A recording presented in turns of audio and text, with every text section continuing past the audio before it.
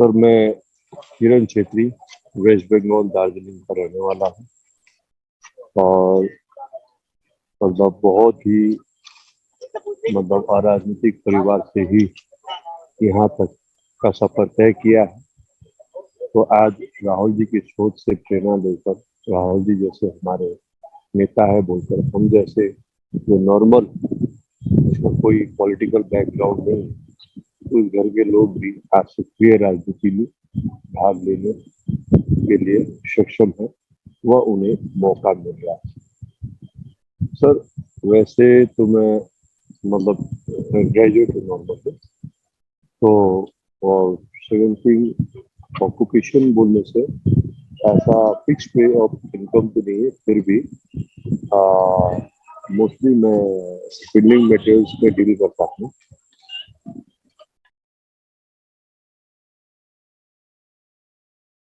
Sir actually Bharat जोड़ो यात्रा से पहले मैं ऑल इंडिया कांग्रेस सेवा दल से हूँ।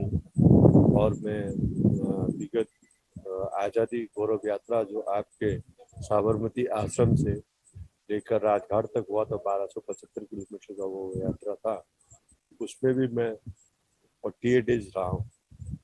तो वहाँ से हमारा एक सोच तैयार हुआ कि नहीं, अगर हम सच में तिरंगे के साथ एक संदेश जन जन तक पहुँचाए कि जो दोहरी राजनीति है, दोहरी सोच वाले लोग आज जिस तरह से देश को धर्म और जाति के नाम पर बांटने के काम कर रहे हैं, तथा जो भी देश के संसाधन है वो सीमित व्यक्तियों को सुपुर्द कर रहे हैं, तो इस पे काफ़ी अच्छा रिस्पॉन्स हमें मिला। तो उसके बाद ही एक सुनहरा अवसर मिला, जो कि 3570 किलोमीटर का यात्रा था। तो पहले तो मुझे ये पता नहीं था कि राहुल जी भी इस यात्रा में शामिल होंगे, लेकिन मैंने ये सोचा कि कुछ भी हो, चलो 1275 कर लिया तो शारीरिक रूप से अगर स्वस्थ रहे तो 3570 भी आसानी से कर लेंगे। तो सर इसी सोच के साथ देश और देश हित के लिए आज जिस तरह से एक सेक्युलर फोर्स का देश में आना जरूरी है, इस सोच के साथ ही सर मैं इस यात्रा के साथ जुड़ा हूँ। और वैसे जो राहुल जी हैं, तो इससे और प्रेरणा मिल रहा है, तो इतने बड़े लीडरशिप के साथ चलने का मौका मिल रहा है इसी यात्रा में। साथ में लोगों को और करीब से जानने का मौका मिल रहा है। हर एक क्षेत्र के अलग अलग समस्याएं हैं, उन सबको नज़दीक से देखने का मौका मिल रहा है।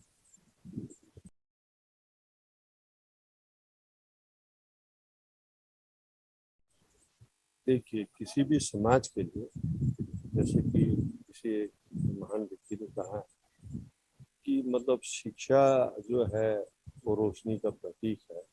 तो हम चाहते हैं कि भारत में भी वैसे शिक्षा व्यवस्था और मजबूत कांग्रेस के टाइम में था, जिस तरह से अभी छत्तीसगढ़ में शिक्षा पे काम हो रहा है, जिस तरह से राजस्थान पे काम हो रहा है, तो उसी तरह का मॉडल जो है सारे भारतवर्ष में तैयार किया जाए, ताकि शिक्षा ही एक ऐसा माध्यम है जिससे व्यक्ति सजग, सचेत और बुद्धि संपन्न होता है। तो लगता है कि सर्वप्रथम शिक्षा का एक मॉडल तैयार हो। साथ ही जो ये एजुकेशन में प्राइवेटाइजेशन है जो है, इसको थोड़ा सा हम अगर कंट्रोल कर पाए, साथ ही हेल्थ का जो इश्यूज है, हेल्थ सिस्टम को थोड़ा देखना है। उसके बाद जो युवाओं का जो रोजगार का है, इससे ज़्यादा से ज़्यादा जो है रोजगार किस तरह से तैयार हो, उस बिंदुओं पे काम किया जाए। साथ ही जो महिलाओं का सशक्तिकरण है, प्रैक्टिकली हम ऐसे बोलते हैं कि मतलब घर की महिलाएं मजबूत हो, ये हो, वो हम बोलते हैं, लेकिन प्रैक्टिकली हमारे घर की महिलाएं अगर 8 बजे कहीं से आ जाती हैं तो हम उन पे सवाल दाग देते हैं। तो जबकि मैं अगर 8 बजे आऊँ तो मुझ पे सवाल कोई नहीं करता।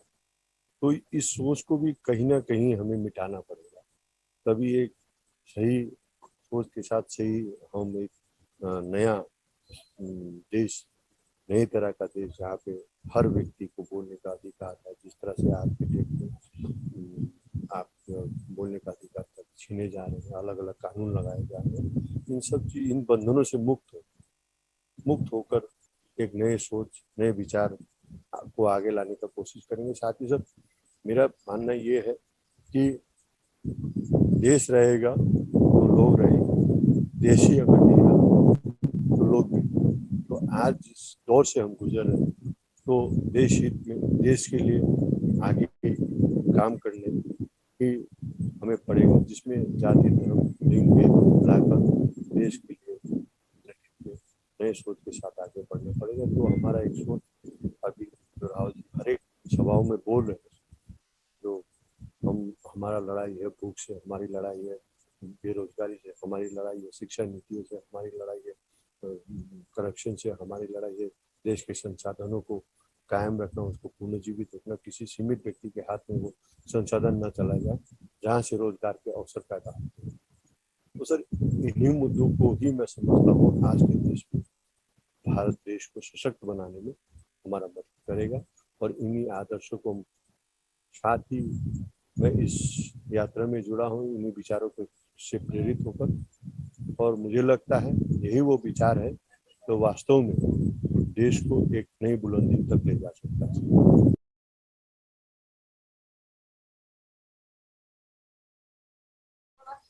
सर ऐसे तो बहुत हैं, जो सबसे मुझे एक प्रेरणादायक व्यक्ति, मैं उनका नाम भूल रहा हूँ अभी, केरला के आईवाईसी के जनरल सेक्रेटरी हैं, इंडियन यूथ कांग्रेस के जनरल सेक्रेटरी हैं। वो मतलब फिजिकली चैलेंज है, वो दृष्टिहीन है। उनका जो हौसला देखता हूँ, उनका जो जज्बात देखता हूँ, उनको जब चलते हुए देखता हूँ, तो सच में मैं सोचता हूँ कि अरे वो चल पा रहा है, मेरा भाई है, मेरा साथी है, तो मैं क्यों नहीं। तो ऐसे सर ये छोटे छोटे प्रेरणा है। और सर सबसे जो मतलब अच्छा और मन को छू लेने वाला जो चीज है, जब लोगों को देखता हूँ भावुक होके, वो 2-2 घंटे 3-3 घंटे खड़े होते हैं। कभी हम राहुल जी के आगे होते हैं यात्रा से, तो धस टुप्पी के साथ हमको पूछते हैं राहुल जी कहाँ है, राहुल जी कहाँ है, राहुल जी कहाँ है। सर ये राहुल जी के प्रति उनका प्रेम है, कांग्रेस के प्रति प्रेम है, इससे भी बड़ा जो प्रेम है, जो वो राष्ट्रीय ध्वज को जब देखते हैं सर, वो बच्चे हो या बूढ़े, कोई दोनों हाथ जोड़ के खड़े हो जाते हैं, कोई सल्यूट देता है। सर ये सच में तब महसूस होता है कि सच में मेरा तिरंगा वाकई में एक ऐसा शक्ति समाये हुए मेरे तिरंगे में, जिससे कि यह हर किसी को आगे, इसके आगे झुकने में वो विवश कर देता है। फिर ये कुछ है। और कुछ अब साथियों से मिले, विभिन्न साथियों से मिले हैं, विभिन्न लोगों से मिले, मैं समझता हूँ आज के जो दौर है, तो सच में उस दौर में सभी किसी न किसी तरह परेशान है, त्रस्त है। तो यही कुछ मुद्दे हैं सर जो मैंने करीब से देखा है, और जो मेरा एक्सपीरियंस रहा है इसके बारे में, तो शायद आज एक छोटे से इंटरव्यू में मैं उसको समेट ना पाऊँ। लेकिन यही है, सच में लोग जिस तरह से प्रेम से जुड़ रहे हैं हमारे साथ, वही मेरा प्रेरणा का स्रोत भी है। और वो हर लम्हा, कुछ कुछ गाने जब बजते हैं, मैं उन गानों को समझ नहीं पाता, लेकिन उनके बोल जब मैं सुनता हूँ तो मेरे रोंगटे खड़े हो जाते हैं। तो हम आपस में बात भी करते हैं, यार मेरे गाना सुन के मेरा रोंगटा खड़ा हो गया। बोला हाँ ऐसे ही है, मुझे भी फील हुआ, कुछ अनुभव हुआ। तो इस तरह है सर, कुछ कुछ माताएं हैं जो जो सच में मतलब रास्ते में खड़े रहती हैं, उनके परिस्थितियों को देखते हुए, उनकी अवस्थाओं को देखते हुए। वो भी कुछ ऐसे लम्हे होते हैं सर, जिस जो जो उस लम्हा को जीता है, वो लम्हे के उस लम्हे से जुड़ता है, उस पल पे जुड़ता है सर, वही उस चीज का अनुभव कर सकता है। उस अनुभूति को आप शब्दों में बयान नहीं कर सकते। शायद मैं भी उस जगह पे आज नहीं हूँ कि मैं उन उन लम्हों को शब्दों में बयान कर सकूं सर। लेकिन हाँ, हर कदम हर कदम पे हमें कुछ न कुछ नया अनुभव, नया सीखने को मिलता है।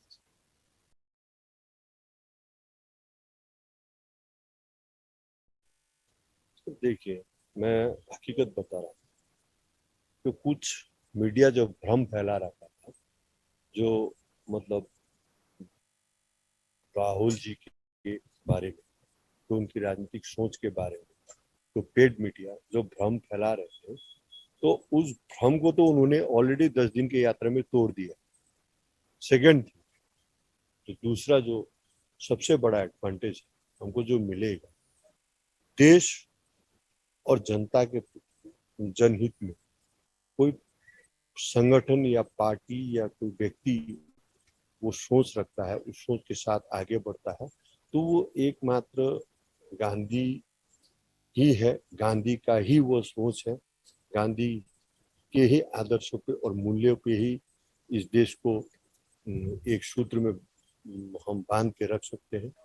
और गांधी ही एक एक सोच ही नहीं, एक शक्ति भी है। और एक राहुल जी बार बार ये चीज बोलते हैं, आज हमने 1000 किलोमीटर का यात्रा पूरा कर लिया, तो लेकिन हमें सच में कोई ना कोई एक शक्ति है, अज्ञात शक्ति, जो हमें हर पल प्रेरणा देती कि हम आगे बढ़ बढ़ते जाएं और जनता के लिए और देश हित में कुछ ना कुछ करते ही रहे।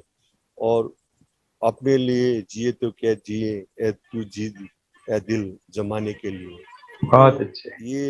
ये मतलब हो सकता है मनोरंजनात्मक किसी फिल्म का गाना हो, लेकिन ये वास्तव में ये कहीं ना कहीं आज जब हम 38 दिन की यात्रा को पूरे कर रहे हैं, तो लग रहा है कि सच में मैं भी शायद कहीं ना कहीं उस आज़ादी के जंग में तो शामिल नहीं हो पाया, लेकिन आज ये दूसरे आज़ादी के जंग में खुद को एक सैनिक के रूप में खड़ा देखता हूँ, तो मतलब गर्वित महसूस करता हूँ।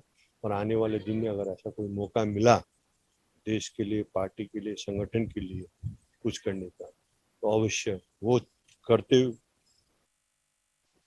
अगर मुझे वो मौका मिला तो उसे जब मैं करूंगा तो खुद को भी गर्वित महसूस करूंगा। आज मैं सोचता हूँ मैं क्या पा रहा हूँ, मैं क्या गेन करूंगा इस यात्रा के बाद। आज मेरा संगठन क्या गेन करेगा, मेरा देश क्या गेन करेगा, ये ज्यादा मायने रखता है सर।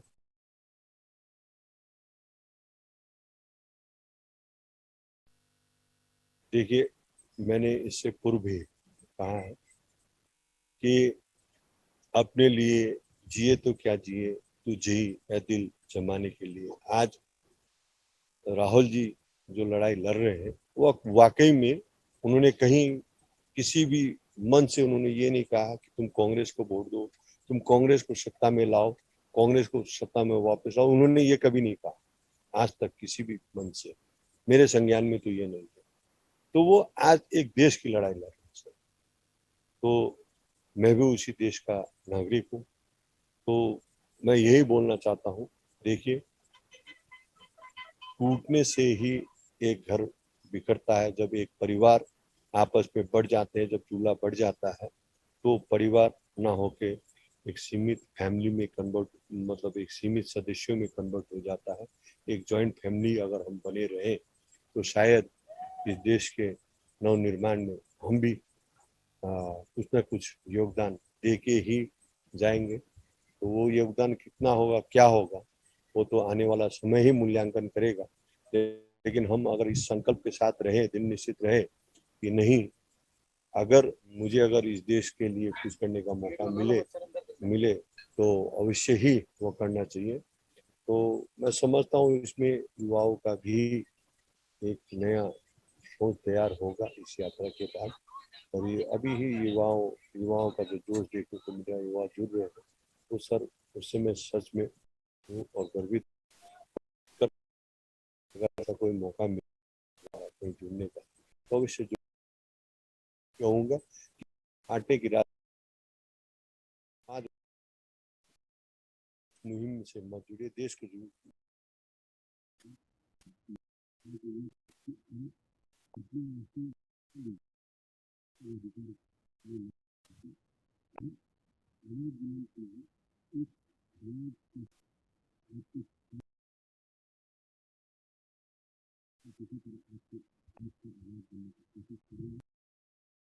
देखने को मिला है कि इन संस्कृतियों के साथ